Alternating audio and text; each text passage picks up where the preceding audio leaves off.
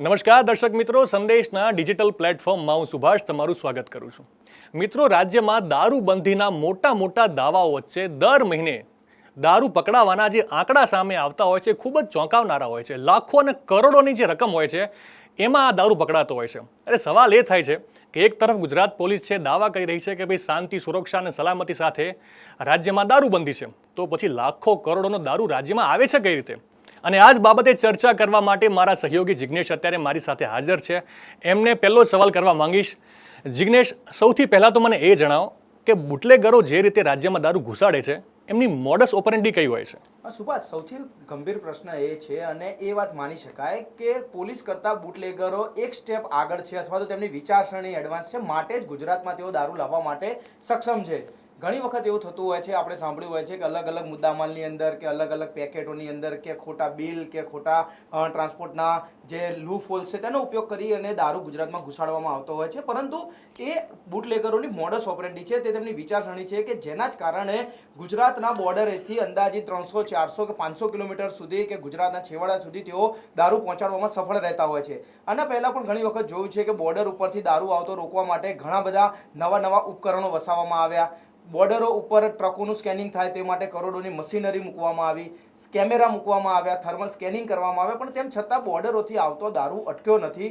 તે દારૂ અમદાવાદ, સુરત, ભાવનગર કે કોઈ બી મોટા શહેરો સુધી પહોંચે છે. ઇવન કહી શકાય કે ગુજરાતના છેવાડા સુધી પહોંચે છે. અને આ જ તેમની સફળતા છે કે પોલીસ સિસ્ટમ તમામની સામે બુટલેગરો લડે છે અને જીતે છે, અને એ જ દારૂ લોકોના ઘર સુધી પહોંચાડવામાં તેમને સફળતા મળે છે. એટલે એટલું કહી શકાય કે કાગળ ઉપર દારૂબંધી છે, પરંતુ ન તો દારૂના સપ્લાયને પોલીસ કે તંત્ર રોકી શક્યું છે, ન તો તેને કોઈ પણ રીતે અટકાવવામાં તેમને સફળતા મળી છે. જી ચોક્કસથી જિગ્નેશ, જે પ્રમાણે તમે જણાવ્યું કે બુટલેગરો છે રાજ્યની પોલીસ કરતાં એક સ્ટેપ થોડા આગળ પણ છે અને હાઈટેક પણ છે. જિગ્નેશ, મારે એ જાણવું છે કે રાજ્યની સરહદો સાથે જોડાયેલા જે અન્ય રાજ્યોની બોર્ડરો છે ત્યાં આ જે દારૂની હેરાફેરી હોય છે એની પરિસ્થિતિ શું હોય છે અને એના કારણે રાજ્ય પર એની શું અસર થાય છે? સુભાષ, મહત્વની વાત એ છે કે ગુજરાતમાં દારૂબંધી છે, પરંતુ તેના આસપાસના રાજ્યોમાં આ બંધી નથી. ત્યાં દારૂ છૂટછાટથી મળે છે, માટે જ ગુજરાતમાં તે સપ્લાય થાય છે. જેમ કે રાજસ્થાન લઈ લો, મહારાષ્ટ્ર, મધ્યપ્રદેશ, દાદરાનગર હવેલી, દીવ દમણ, તમામ જગ્યાએ દારૂ મળી રહે છે અને માટે જ આ જગ્યાઓથી ગુજરાતમાં દારૂ આવે છે.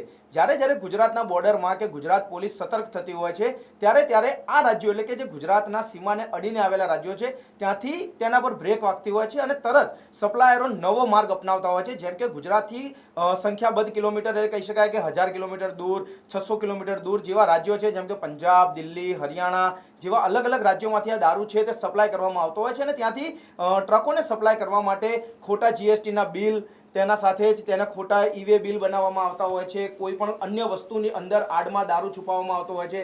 ભૂસું લઈ લો કે ડુંગળી લઈ લો કે ખાદ્ય સામગ્રી લઈ લો, તેની અંદર આ જે દારૂ છે તે સપ્લાય થતો હોય છે. અને આવી જ રીતે ગુજરાતના જે એક વખત હદમાં પ્રવેશ કર્યા પછી તાત્કાલિક એ ટ્રકોને લોકેશન બદલી અલગ અલગ જગ્યાઓ પર ટ્રાન્સફર કરવામાં આવે છે અને ત્યાંથી આ દારૂ નાની ગાડીઓમાં ભરી અને ટ્રકો ખાલી કરી તેને અલગ અલગ જિલ્લાઓમાં, અલગ અલગ શહેરોમાં, મોટા રાજ્યોમાં તમામ જગ્યાએ તેને ડાયવર્ટ કરવામાં આવતો હોય છે. અને આવી જ રીતે ગુજરાતની અંદર દારૂનું નેટવર્ક જે સુનિયોજિત કહી શકાય તે ચાલતું હોય છે. બિલકુલ જિગ્નેશ, હવે મારે એ સમજવું છે કે રાજ્યમાં દારૂ આવી રહ્યો છે એ વાત તો ફાઇનલ જ છે, પરંતુ જે પ્રમાણે દારૂ રાજ્યમાં આવી રહ્યો છે કે એન્ટ્રી લઈ રહ્યો છે, તો એની જે પ્રોસેસ છે, એ જે નેટવર્ક છે, એના વિશે તમારું શું કહેવું છે? દરિયાઈ માર્ગ, જમીન માર્ગ કે પછી કોઈ અન્ય રીતે? જી સુભાષ, ગુજરાતની અંદર જે દારૂ આવે છે તે મોટા માર્ગે જમીન માર્ગે આવતો હોય છે, કારણ કે ગુજરાત તમામ જગ્યાએથી સરહદોમાંથી અન્ય રાજ્યો સાથે જોડાયેલું છે. દરિયાઈ માર્ગથી માત્ર ડ્રગ્સ કે એનડીપીએસનો જે સામાન છે તે અન્ય દેશમાંથી સપ્લાય થતા હોવાના જે કિસ્સાઓ છે તે સામે આવતા હોય છે. મોટી માત્રામાં કરોડોનો ડ્રગ્સ પણ તે જ રૂટથી આવતું પકડાયું છે. પરંતુ દરિયાઈ માર્ગે દારૂ ગુજરાતમાં ઘુસાડવાના કિસ્સા હજી સુધી કદાચ ક્યાંક ચોપડે એકાદ બે નોંધાયા હોય તેવું બની શકે, પરંતુ તે મોટા ભાગે શક્ય એટલા માટે નથી કારણ કે દરિયાની અંદરથી દારૂ લાવવો, તેને ઉતારવો, તેને સપ્લાય કરવો એ બુટલેગરો માટે પણ ચેલેન્જિંગ છે અને તેને સપ્લાય કરવું પણ. પરંતુ જે જમીન માર્ગે રાજ્યની અંદર દારૂ આવે છે તેના માટે કટ ઓફ સિસ્ટમ હવે ખૂબ જ સક્રિય થઈ ગઈ છે. બુટલેગરો કે તેના એજન્ટો હવે માત્ર પિકઅપ અને ડ્રોપ લોકેશન આપતા હોય છે. જેમ કે કોઈ પણ ટ્રક ડ્રાઈવર અન્ય રાજ્યમાંથી કે ઠેકામાંથી જ્યારે દારૂ ભરે છે ત્યારે તેને પિકઅપ કરી અને તે ટ્રક છે એક લોકેશન સુધી પહોંચાડવામાં આવે, ત્યારબાદ ડ્રાઈવર ચેન્જ થઈ જતા હોય છે. જે નવો ડ્રાઈવર બેસે છે તેને એ ખબર નથી હોતી કે દારૂ ભરેલી ટ્રક છે કે કેટલો કિંમતનો દારૂ છે કે શું છે. તેને માત્ર એક લોકેશન આપી દેવામાં આવે છે કે તે ટ્રક છે તે રાજસ્થાનથી લઈ અને ગુજરાતના કોઈ એક લોકેશન સુધી પહોંચાડી દેવો. જ્યારે તે લોકેશન ઉપર પહોંચે છે ત્યારબાદ બુટલેગરો તેનો ફરી વખત સંપર્ક કરતા હોય છે અને તે સંપર્ક કરી તેને નવું એક લોકેશન લોકેશન આપવામાં આવે અથવા તો તેની જગ્યાએ કોઈ નવો ડ્રાઈવર બેસાડવામાં આવે.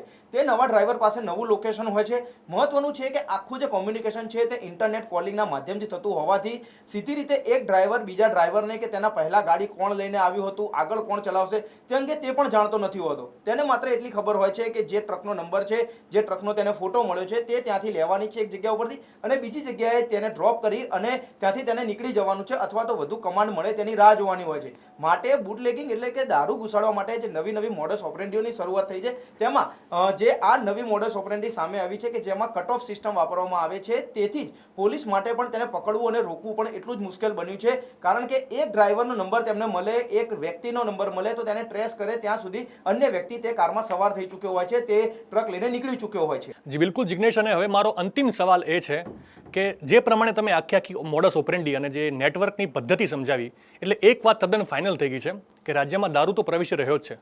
તમારું શું માનવું છે કે રાજ્યમાં દારૂની એન્ટ્રી બાદ શું રાજ્યમાં ગુનાખોરીનું પ્રમાણ વધી જતું હોય છે? સુભાષ, તે કહેવું અત્યારે વહેલું પડશે કારણ કે ગુજરાતમાં દારૂ આવે છે ત્યારબાદ જે પરિવારો તેમાં બરબાદ થઈ રહ્યા છે તેમના માટે દારૂબંધી ગુજરાતમાં 100% રહેવી જોઈએ અને તેઓ પણ તેવું માને છે કે દારૂના કારણે એક પરિવાર અથવા તો તેની સાથે જોડાયેલા લોકો છે તેમનું જીવન બરબાદ થઈ ચૂક્યું છે. પરંતુ દારૂની મલાઈ મેળવનારા લોકો માટે તો તે આશીર્વાદ સમાન છે કે દારૂ સપ્લાય થાય છે, તેમને તેમના રૂપિયા મળે છે. માટે તેઓ તે વાતના હિમાયત કરતા હશે કે દારૂ સપ્લાય થવો જોઈએ, પછી ભલે લાઈન સાચી હોય ખોટી હોય, તે લીગલી છે ઇનલીગલી છે, તેમના માટે તે વસ્તુ મહત્વની નથી રહેતી.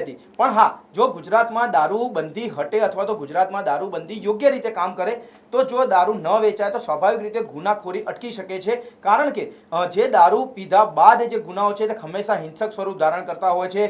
સામાન્ય જે ગુનાઓ બોલાચાલી અથવા તો મારામારી સુધી અટકી જતા હોવા જોઈએ તે ગુનાઓ દારૂ પીધા બાદ જે બનાવો બનતા હોય છે તેમાં હત્યા સુધી, હત્યાના પ્રયાસ સુધી, અન્ય લોકોને હિંસા પહોંચાડવા સુધીના બનતા હોય છે. માટે ગુજરાતમાં દારૂબંધી જો કાગળ પર છે તો તેની અમલવારી ચોક્કસપણે 100% થવી જોઈએ અને ગુજરાતમાં આવતો દારૂ બોર્ડર પર રોકાય અથવા તો તેનું સપ્લાય અટકે તે ખૂબ જ જરૂરી છે. તો ચોક્કસથી દર્શક મિત્રો, રાજ્યમાં દારૂ આવતો અટકે અને રાજ્યમાં દારૂબંધીના કાયદાનું કડક પાલન થવું એ ખૂબ જ જરૂરી છે. તો બસ ત્યારે આવી જ સરસ મજાની ચર્ચાઓ સાથે હું આપને મળતો રહીશ. દેશ દુનિયાની તમામ અપડેટ માટે આપ જોડાયેલા રહેજો સંદેશ ડિજિટલ સાથે.